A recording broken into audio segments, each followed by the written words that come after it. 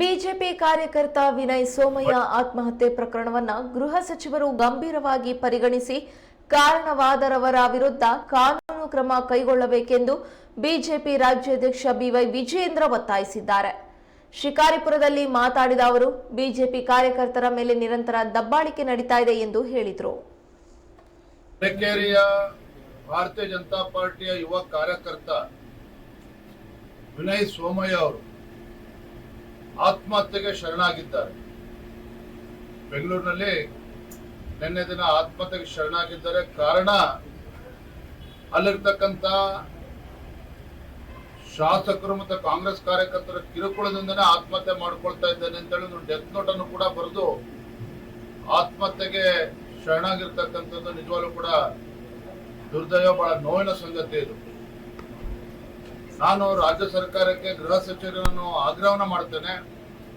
ಅದು ಯಾಕೋ ಗೊತ್ತಿಲ್ಲ, ಕಾಂಗ್ರೆಸ್ ಸರ್ಕಾರ ಬಂದಾಗಿನಿಂದ ರಾಜ್ಯದಲ್ಲಿ ಬಿಜೆಪಿ ಕಾರ್ಯಕರ್ತರ ಮೇಲೆ ಒಂದು ರೀತಿ ದಬ್ಬಾಳಿಕೆ ನಿರಂತರವಾಗಿ ನಡ್ಕೊಂಡು ಬರ್ತಾ ಇದೆ.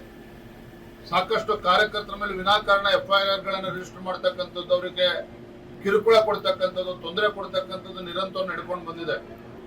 ಬಹುಶಃ ನಮ್ಮ ವಿನಯ್ ಸೋಮಯ್ಯ ಅವರು ಅವರ ಆತ್ಮಹತ್ಯೆಗೂ ಕೂಡ ಇದೇ ರೀತಿ ಒತ್ತಡದ ಕಾರಣದಿಂದಾಗಲೇ ಅವರು ಆತ್ಮಹತ್ಯೆ ಮಾಡ್ಕೊಂಡಿದ್ದಾರೆ ಅಂತೇಳಿ ಕೇಳಿ ಬರ್ತದೆ. ಡೆತ್ ನೋಟ್ ಅಲ್ಲೂ ಕೂಡ ಅದೇ ಇದೆ. ನಾನು ಮಾನ್ಯ ಗೃಹ ಸಚಿವರಿಗೆ ಆಗ್ರಹವನ್ನ ಮಾಡ್ತೇನೆ, ಬಿಜೆಪಿ ಕಾರ್ಯಕರ್ತ ಅನ್ನೋದಕ್ಕಿಂತ ಹೆಚ್ಚಾಗಿ ಇದು ಮಾನವೀಯತೆ ದೃಷ್ಟಿಯಿಂದ ಮಾನ್ಯ ಗೃಹ ಸಚಿವರು ನೋಡ್ಬೇಕಾಗ್ತದೆ.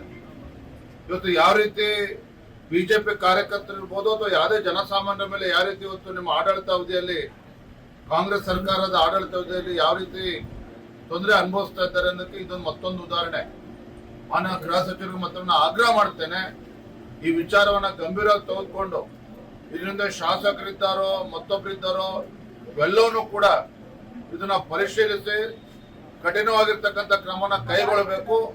ಎಷ್ಟೇ ದೊಡ್ಡ ವ್ಯಕ್ತಿಗಳಿದ್ರು ಸಹ ಆ ಒಂದು ವಿನಯ್ ಸೋಮಯ್ಯ ಅವರ ಸಾವಿಗೆ ನ್ಯಾಯವನ್ನ ಕೊಡಬೇಕು. ಇಲ್ಲ ಅಂತೇಳಿ ಭಾರತೀಯ ಜನತಾ ಪಾರ್ಟಿ ಇದರ ವಿರುದ್ಧ ಉಗ್ರ ಹೋರಾಟವನ್ನು ಕೂಡ ನಾವು ಮಾಡ್ತೇವೆ. ಹಾಗಾಗಿ ತತ್ಕ್ಷಣ ಎಚ್ಚೆತ್ತುಕೊಂಡು ಮಾನ್ಯ ಗೃಹ ಸಚಿವರು, ರಾಜ್ಯ ಸರ್ಕಾರ ಇದ್ರ ಬಗ್ಗೆ ತುರ್ತಾಗಿ ಕ್ರಮನ